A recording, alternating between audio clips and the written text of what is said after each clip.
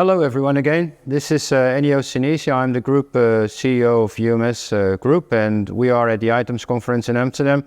And here with me I have Brian Addison. Brian is the asset manager. Head of asset management. Head of asset management in SSE in Scotland. Great to have you here. And Brian, so far, what's your impression of ITAMS and what we are trying to achieve here? I think ITAMS is a fantastic concept that has been executed extremely well.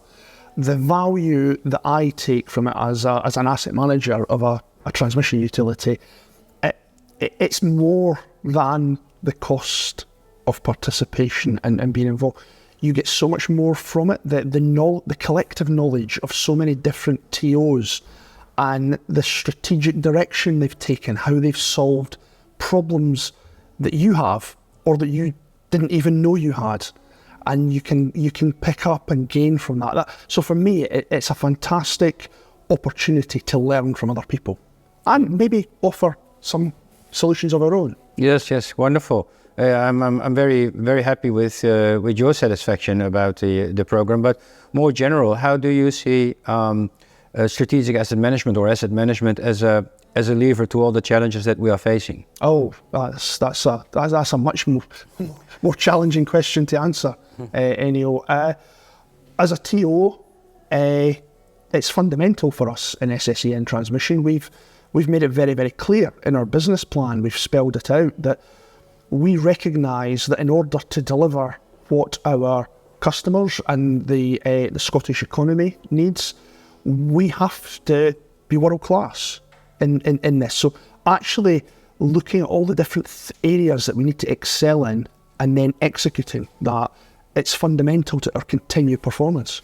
Right. So how is asset management in general perceived in the company? I mean, I know that you are one of the biggest fans of, well, fan is not even the right word, but the biggest supporter of strategic asset management and also developing it together with peers and getting this information back into the company. But how is it generally viewed in for example, your company, SSE? Right. I think the story of our participation in ITAMS tells that from 2018, we were a very immature asset management organisation.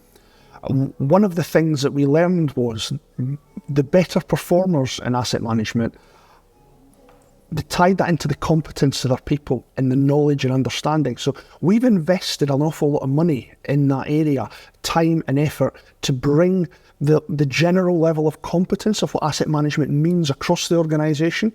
And we're continuing to invest in that. We're not going to stop. We've realised that the more people understand the impact they have, but that impact is part of a much greater whole, then the better they perform.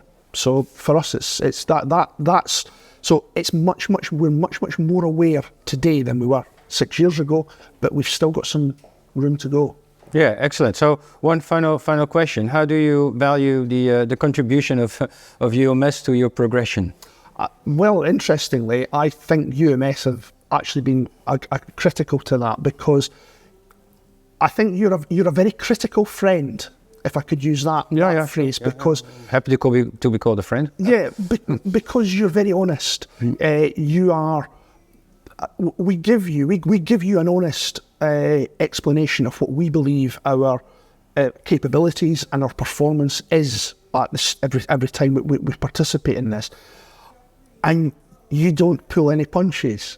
You tell us where we are strong, but you also tell us with the same degree of confidence where we are weak or where we could improve.